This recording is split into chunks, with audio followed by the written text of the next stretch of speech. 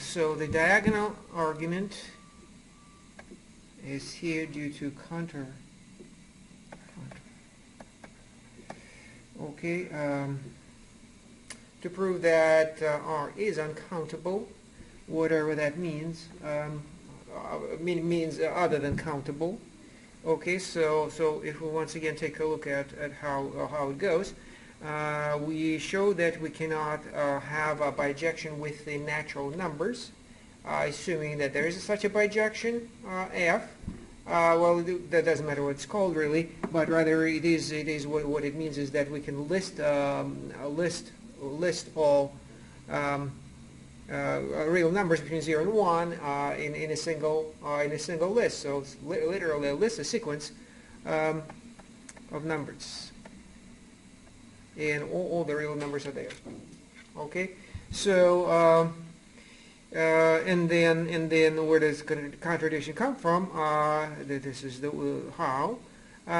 It is you write out the decimal representations of all of these numbers, and then construct a number which is not on the list. Okay, so the idea is go along the diagonal and picking entries for the decimal representations, the decimal the corresponding decimal entry in that number y that is not equal to the number that you're looking at. So 1, 2, 3, 4, 5. Okay, so that's you going. So that's the entry in the infinite sequence of decimals. Okay, so you pick then y1 not equal to x11 and so on. Okay, so so that is if it sounds a little bit negative in the sense that we just make sure that it's not equal to. You can choose. You can be more specific. You can say choose, for example, yk equal to xkk. Okay, so the kth entry in the k decimal of kth decimal of y should be equal to the kth entry on the diagonal plus 1 mod 10. Okay, so that makes it more specific. So you just add 1 mod 2, so mod 10 for the purpose of still having nothing but decimals. And then so 1 becomes 2, 2 becomes 3, and 9 becomes 0. Okay, so that's the plan, and then you end up with a number. So roughly, I could put it this way: y1, y2, y3, yn. Right. So that is my y, like this, located. Y is located vertically, and as I mentioned, so this is the point is it's not equal to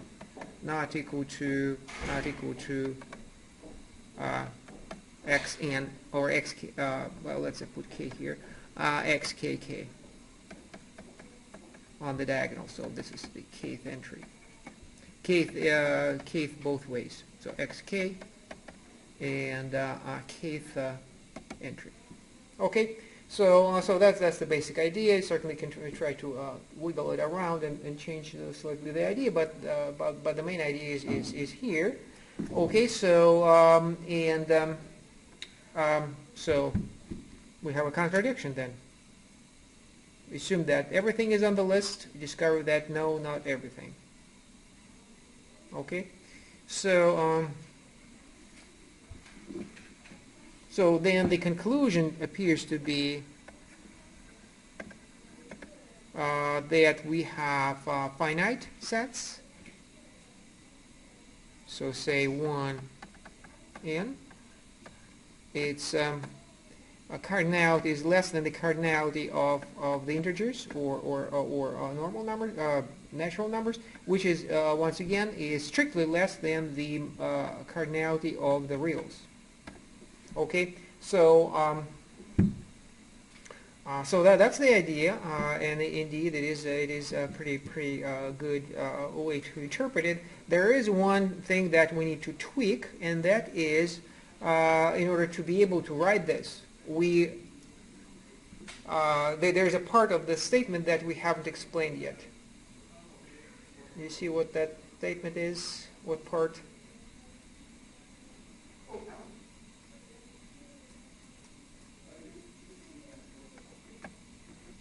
Well, the inequalities. Well, not this one really, but that one especially.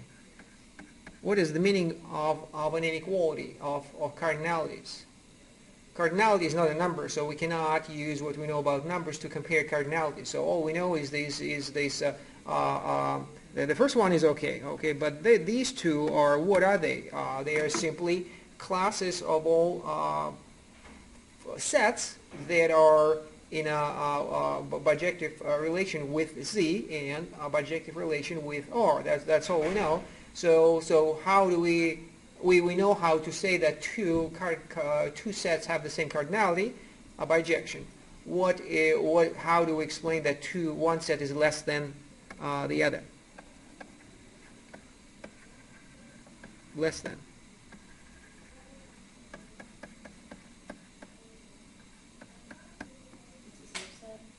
Well, if it is a subset, then, well, first of all, no, because remember, a subset could have the same cardinality.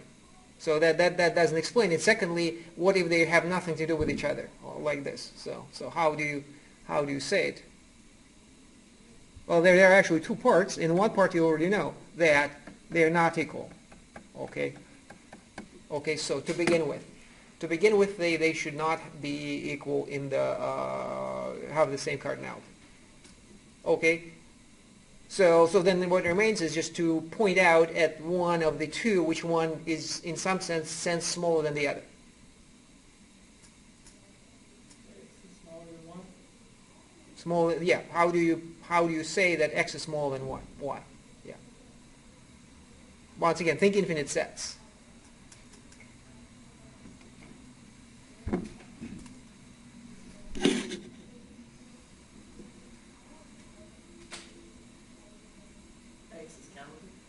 It doesn't have to be countable. No, I want the answer for any set. So we can it would give us both finite set, countable and uncountable sets.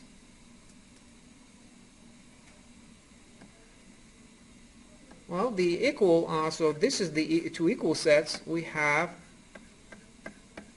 every single one on the left has a corresponding single entry on the right, and vice versa. So that's a bijection. So now we say that there is no such thing. Well, what is there? Well, the picture would be probably, let's say the second was smaller than the first. Right. Second is larger than the first. This is.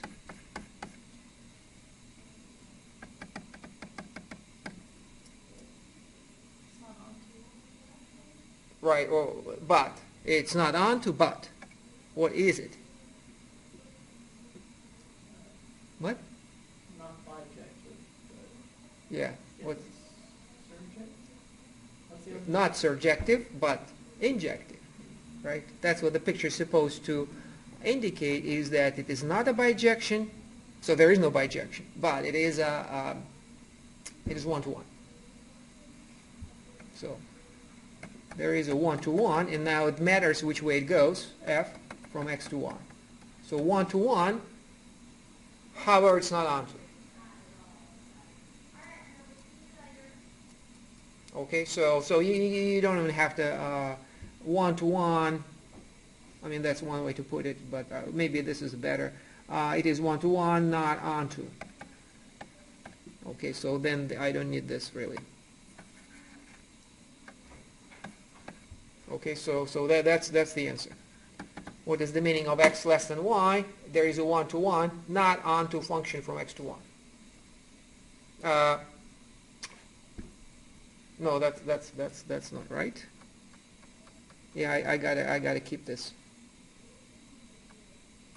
Yeah. So it's automatically not one-to-one, obviously, but so just the presence or existence of a one-to-one, not onto function doesn't really tell us that it is not. There's no bijection.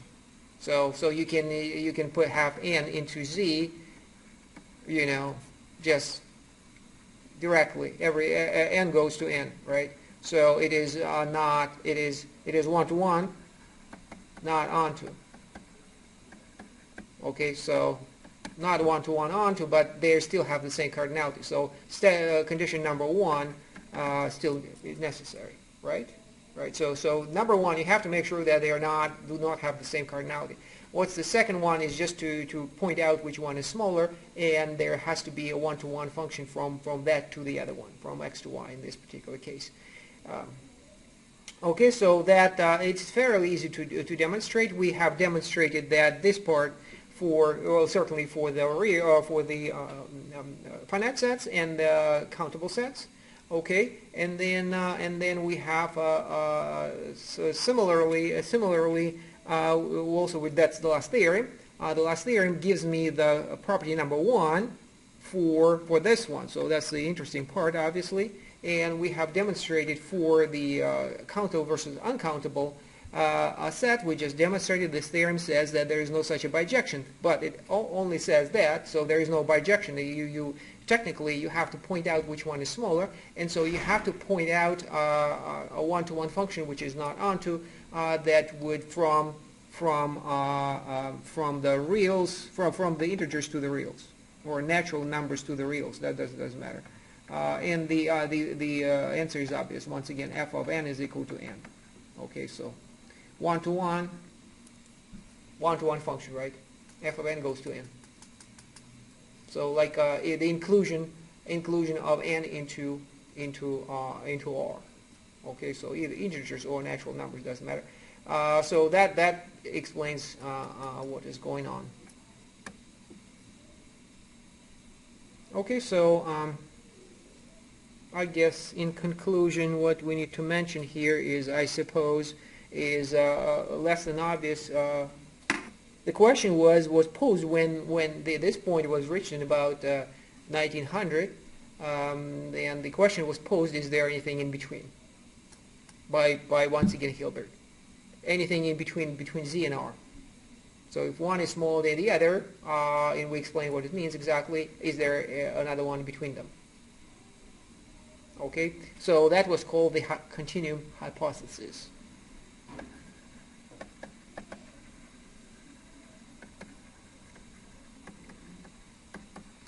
Continuing referring to the reals. Okay, so it states that there is no x with x, a cardinality of x strictly between that of z and n, or I'm sorry, R.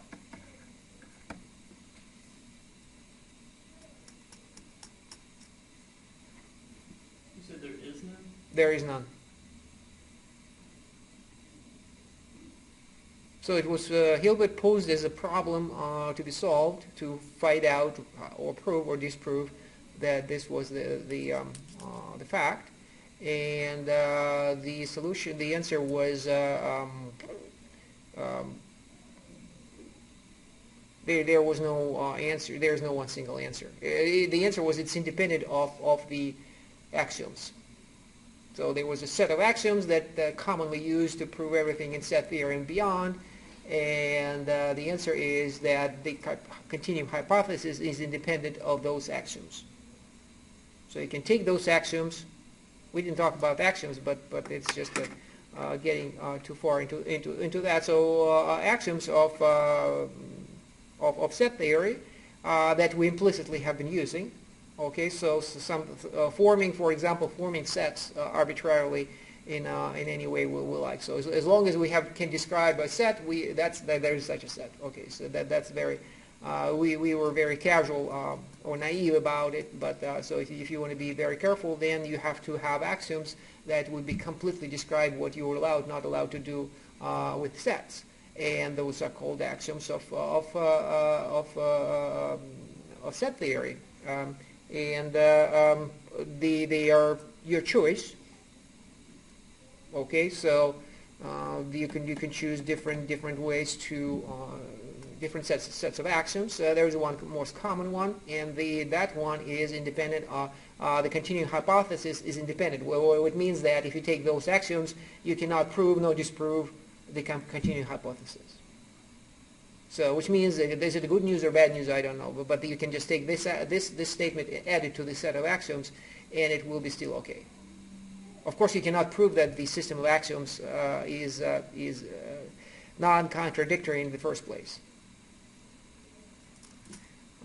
That's another result in logic due to Gödel, and so you cannot prove non-contradictory nature of a system of axioms. If it includes the system of arithmetic, if it's complex enough to include the arithmetic as we know it, then it cannot be proved to be consistent. There's always a statement that would be impossible to prove or disprove.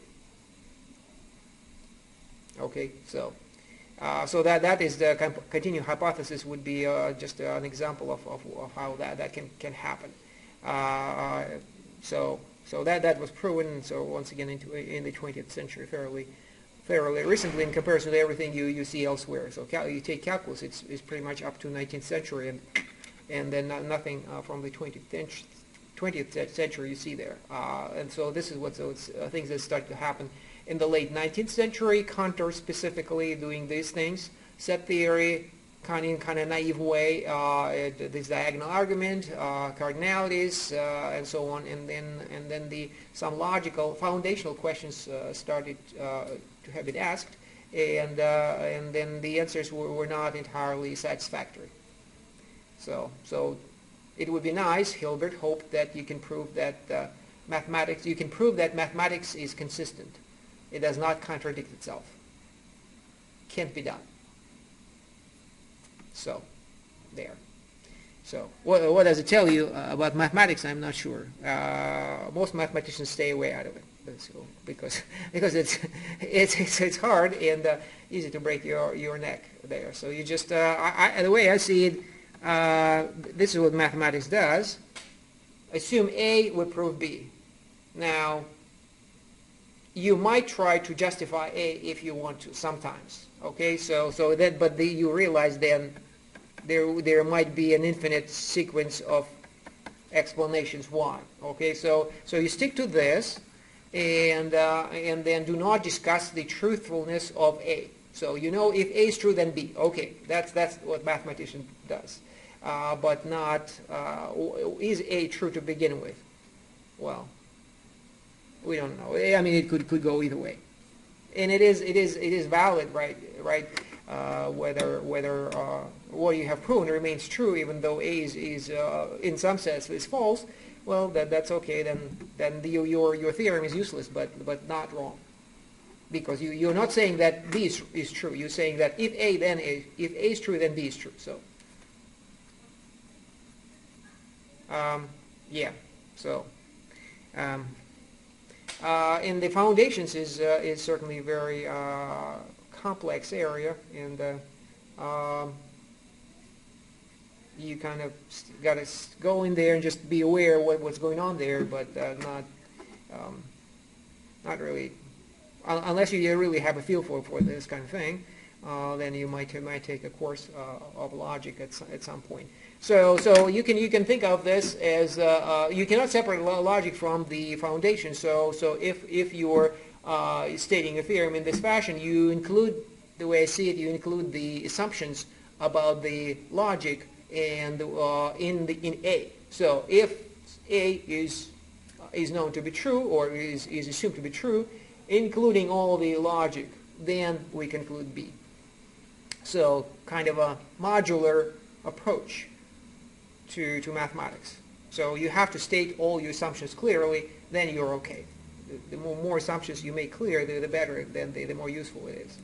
The more independent it is of all kinds of assumptions.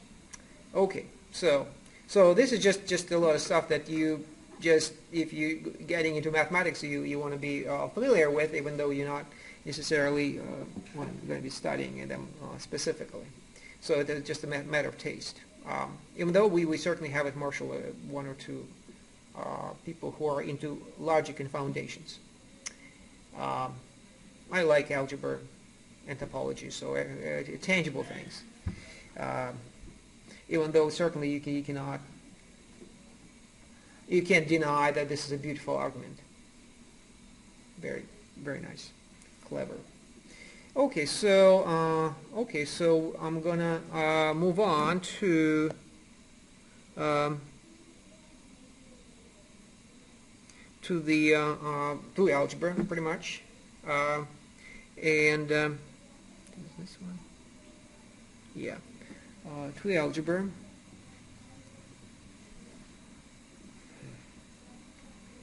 Uh, Algebra that we have already seen, and that algebra is the algebra it is modular arithmetic. So what we started with was um, uh, very early on. Remember the algebra of odd and even numbers, um, and how much it inherits from the algebra of numbers. Okay, so we formed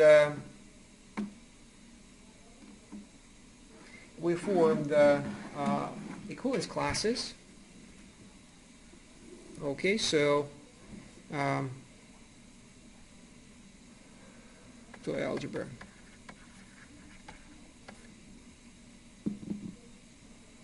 So all even sets, even numbers are equivalent. And all odd numbers equaling to each other. But not to the other one. So okay, so equivalence classes. So one equivalence class is the class of 0. So it's 0 plus or minus 2 plus or minus 4. Okay, so the set of odd numbers, even numbers in the set of odd numbers equaling to 1. So remember the bracket, the notation for the equivalence class of that number.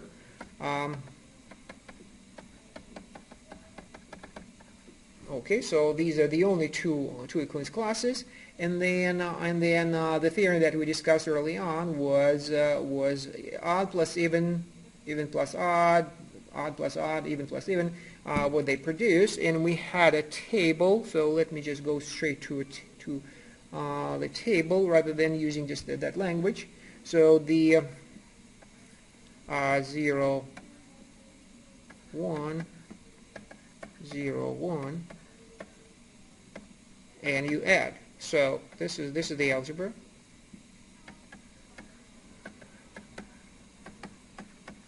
Okay.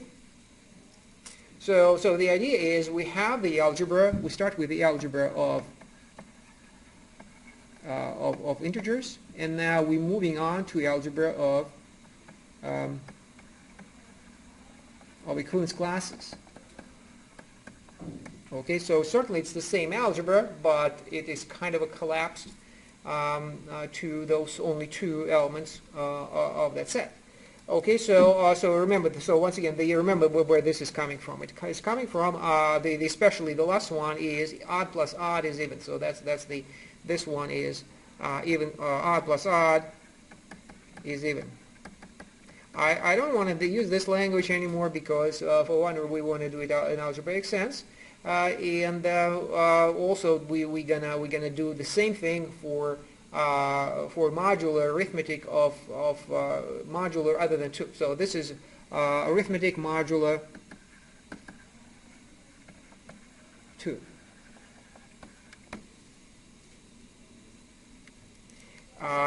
In the meantime, so then there will be 3 and higher. Okay, so you can see the connection here. You can just take it from arithmetic or algebra of Z. It is 0, 1, 2, 3, 0, 1, 2, 3, 0, 1, 2, 3, 1, 2. So this is my addition table of integers. Okay, and then I have 2 here. 1, 2, 3, 4, 3, 4, 4. And so on. Doesn't matter. What we try to do, we try to cut this piece from that big table, and the only thing that we need to take care of is this 2. So, but we know that 2 is equivalent to 0, and that's how we ended up over here with 0. Okay. But it's still not entirely obvious. This one is helpful because it actually explains we are doing algebra of, I mean, initially we did it the way I wrote, so odd plus odd is even, meaning that adding any two odd numbers produces an even number. But now we want to think about it as odd, referring to the set of all odd numbers. So it is literally 0 plus 0, or rather 1 plus 1, equivalence classes is equal to 0. Okay, so that's what we're saying now. We don't want to do algebra one number at a time anymore, but rather with the whole thing. Okay, so as you can see, that's what we're talking about. It is the algebra of equivalence classes. Of equivalence classes. So well, maybe the algebra of numbers as opposed to the algebra of equivalence classes of numbers. Okay, so the algebra of numbers is what we have known for a long time, since elementary school, and now we want to do algebra of the equivalence classes. And the simplest example is there on the left. As you can see, things work out. At the very least, we have a table of the values it is the addition table. Okay, for that algebra that we're trying to develop. Things, however, are not don't stop here. We're supposed to explore the algebra. So explore this new algebra.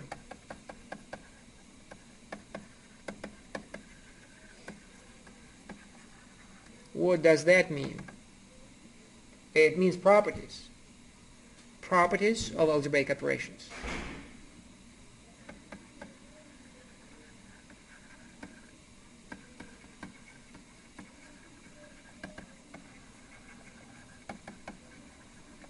Okay, properties of algebraic operations. What properties do you remember? Properties of algebraic operations. Associativity, that's right. So we start with a list. We'll go one by one of properties of algebraic operations of numbers, and then see if we have similar properties for this new algebra. So associativity is probably a good place to start, which is x plus y plus z is equal to x plus y plus z. That's associativity, the way we write it, and then the assumption was always x, y, z are integers, let's say, just integers. And now we're not gonna, okay, I forgot, I probably should use appropriate notation here.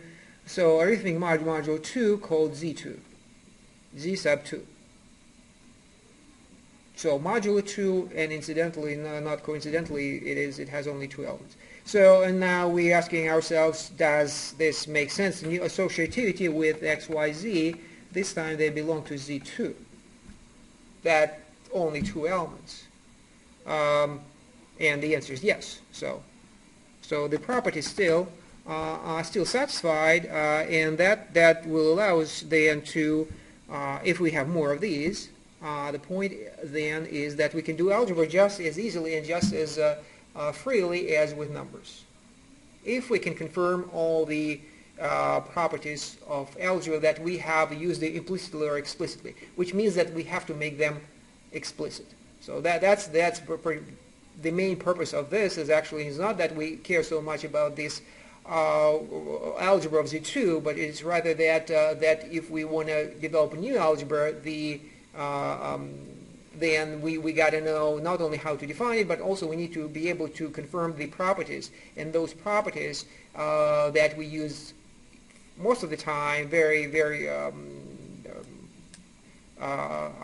subconsciously, they have to become explicit. So associativity, commutativity, well, there won't be any distributivity because we so far only doing addition, but they have to be understood as they stand.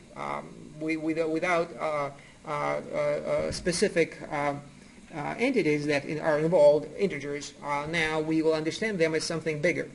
So it is just a property of algebra rather than property of numbers. So okay, so we'll see how that works out. So let's show that this actually makes sense.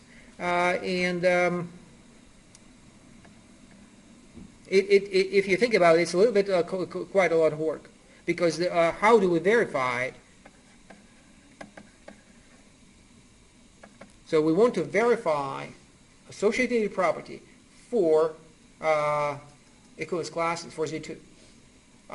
So there are very few numbers to worry about. There are just only 2. Okay, that's the good news. The bad news is that there are 3 present. So you can have 2 each, which makes 8 examples to consider, 8 possible cases to consider. Okay, so it's a 0 plus 0 plus 0, 0 plus 0 plus 1, 0 plus 1 plus 0, 0 plus 1 plus 1, and a whole bunch of them. Okay, so so as you can see, I even yeah. Is Z2 a set, or is that just? It's a set. It is a set of equivalence classes. It is what? It's not your typical like set of integers. That's right. So it contains literally this. This is Z2. It's a set of sets. So that's where we're getting into sets of sets. That's why you need such a background with set theory, so that you would be comfortable not only doing operations with sets, but also beyond that you can actually think of sets of sets. And all equivalence relations that we talked about produce partitions, produce equivalent classes, and if you put all equivalence classes together, what is it? It's a set of sets. Okay, so well, that it is called the quotient construction. Remember this notation. That's a set of sets. Equivalence relation produces a partition, and elements of a partition, they kind of each of them kind of collapses to a single element of the new set. Okay, just like it's harder to see with algebra, because these numbers are interlaced like this. But you can certainly think of these are odd numbers, these are even numbers. Okay, so they are among the integers, they look like this. And then what do? So these are odd numbers, you make 1 point of them. These are even numbers, you make 1 point of them. Okay, and so you have only 2 left. So that's Z2, two elements. So think about it as this is like a point. Okay, so a bunch of points becomes 1. Okay. And now, but that's only set theory. So that's where we are progressing from set theory to doing more on those sets. And what more, we start with algebra. So algebra just arithmetic of elementary school, but now the entities are complex, and we want to show that the algebra still works out. Okay, so let me try to. As you can see, for writing this much, I had to omit the brackets just to make my life easier. Okay, so there are just so many of them, and then, well, like I said, there are 8 of them. Right, 2, 2, and 2, 8 of them. 8 of them, and so say 1 plus 0 plus 0, and so on. So one by one, you have to verify 1 by 1 a lot of them. So that's the left-hand side. The right-hand side will be 0 plus 0 plus 0, 0 plus, okay.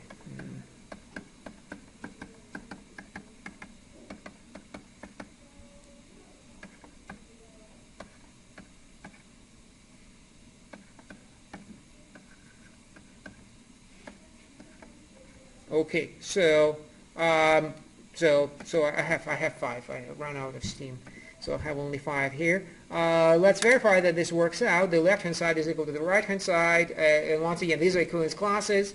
So 0, 0. There is no doubt that I'm going to end up with 0 here and 0 there. This one is 0, 0. So 1, 1, 0, 0. Okay. 1, 1, okay, 0, 0, 1, so this is 1, this is 1, this is 0. No, wait a minute, this is 1. Undo. What happened to undo button?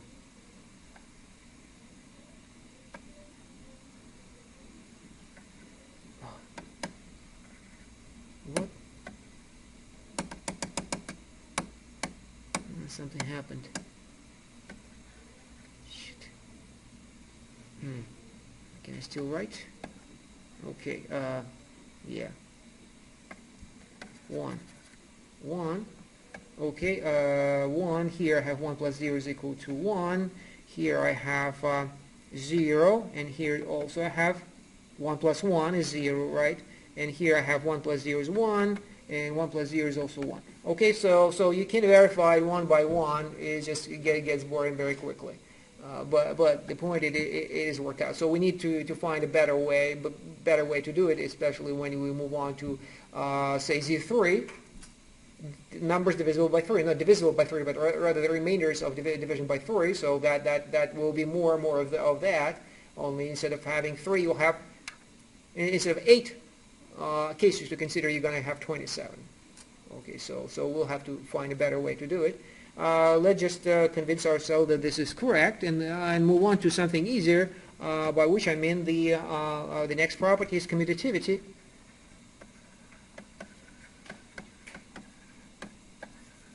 This one is simple. X plus y is equal to y plus x.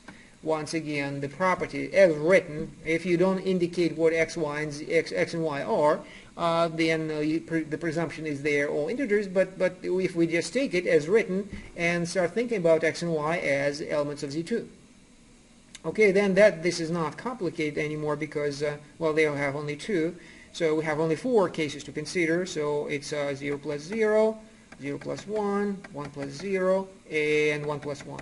Okay, it's really no trouble for us at all, because the table itself is pretty much revealing all the addition is right there. So which way do we go? It doesn't really matter. You start with a column and then you go to the row, or you start with a row then go to the column, and then you certainly produce the same result. So just examining the table is sufficient.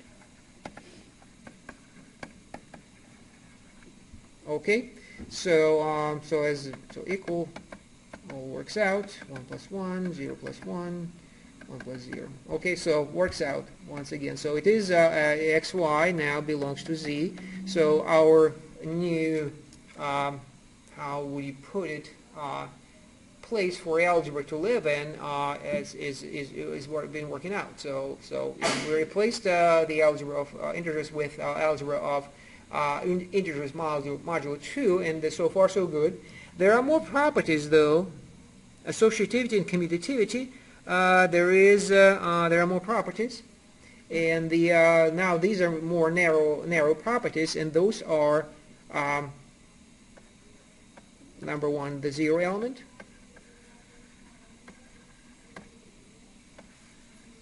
So there's a special elements that's supposed to be contained in your set of entities that you're trying to algebra with, supposed to contain 0, whatever that is. What is the 0? We know what 0 integer is, but here we, instead of doing it just pointing out what 0 is, we instead looking at what its property. Once again, we don't want to think about the entity of where it came from and why it behaves this way. We're just looking at, give me a property of 0, and we'll say that is what we're looking for. So the property is this. So there is 0. So this one, such that for all x, we have. So that's a typical proposition with a bunch of, or just 2 quantifiers, right? So there is such a special element in our set of those entities, that's such that for any other element in that set, we have the algebra satisfies this. So once again, we don't know what that 0 is. It's just a name. 0 is just a name for that element that satisfies this property. Okay, so and then we discover that indeed that is working out. I mean, if you once again examine the table, well, actually, the number one statement you have to do is you actually, if you want to show that this works out for Z2, you have to point out 0, and the answer is, well, you just take 0 to be the equivalence class of 0. Okay, and then just examine the table. You examine the table. So, because what is this? It is simply a column or row that corresponds to addition to 0. So this is either this one or that one. Okay, so adding 0 to, well, there's only one to worry about, but certainly we'll appreciate that point of view when we have more elements. Then we had to have a big column, big row, and as you can see, the element is being repeated, right? The element is being repeated right underneath it, and so indeed that works out just fine. Okay, so that's one special property, special elements, and then there is the what's the name of it? The negative. That's the fourth property, negative element. For each x, there is a special element which we denote by, let me put it quotation marks here, because so that we wouldn't be confused about 0 being actual 0. There are no numbers. The integers are out of the window. So this, when we write negative x, it's nothing but a name of that element, and we define that element through its property. Okay. So what's so special about negative x property? Well, such that it cancels out. It cancels out x. X plus minus x is equal to 0. That's 0. We just defined in the previous property. Let me actually number these. 1, 2, 3, and 4. So once again, 4 properties explicitly stated so that we could it is a good idea to verify that you do, when you do algebra of numbers, that you do not need any other properties in order to do algebra. Well, there are certain properties that derive from this. For example, one thing that we did not even try to define is subtraction. But if you think about the last property, that's what gives us subtraction. It gives us, if you want to subtract x, what do? You add negative x. Okay, so that's, this is subtraction.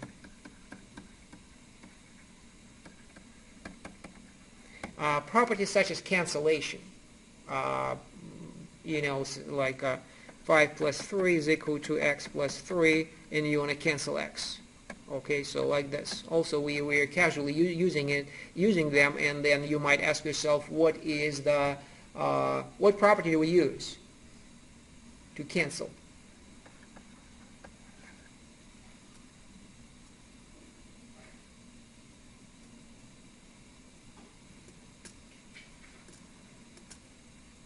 So as you can see, from here I proceed to 5 is equal to x. But without an explanation, I might question its applicability. So how do we cancel something using one of these properties or several? Zero element? You will need 0 element, yes.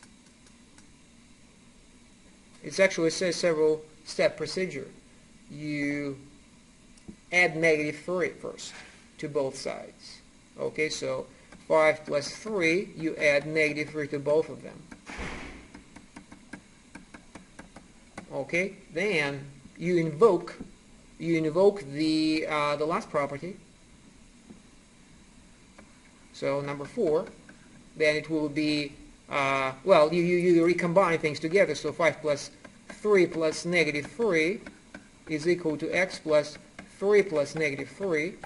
Okay, then you invoke fourth property in order to say that this is 5 plus 0 equal to x plus 0. And finally, finally you invoke the third property in order to get rid of 0.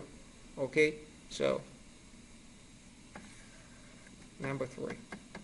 Okay, so that's the proper way of doing algebra, relying on not intuition, not your experience or anything like that, or in common sense, but entirely on rules.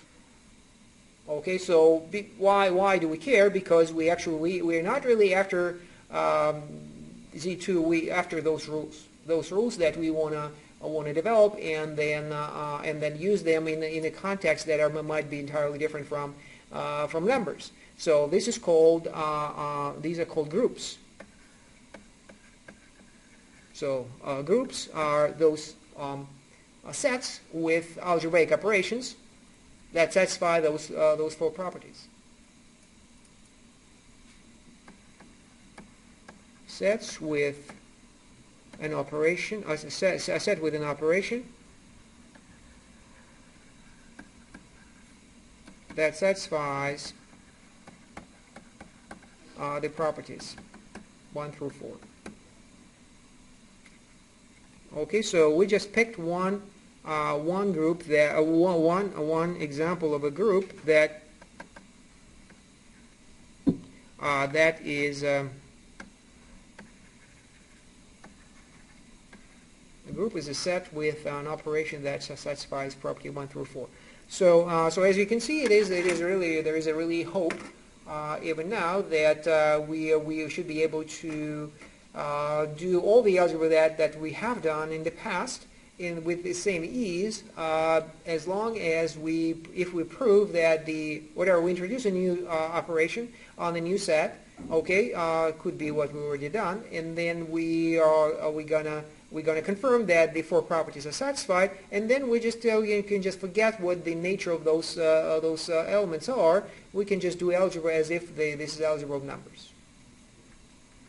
Okay, so one example is, as I said, Z2, and then well, naturally there's Z3 and Z5, Z4, and so on. All of these are numbers are still applicable. So Z3, remember, it is the numbers, the 3 classes of with 3 possible divisors, remainders under division by 3. So that will have 3 elements. 4, same thing with there will be 4 elements. All of them will have the same property, and our ability to do algebra with these numbers will be also satisfied. But there are others.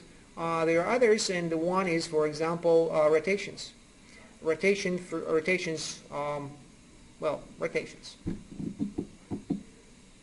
So you can add angles. You can add angles, subtract angles. Except when you add pi plus pi, you get 0. So it's pretty much the same idea. But the algebra, once again, works out. All you have to verify that the 4 properties are satisfied. Okay. All right. So we'll stop here. There will be one last homework before the break.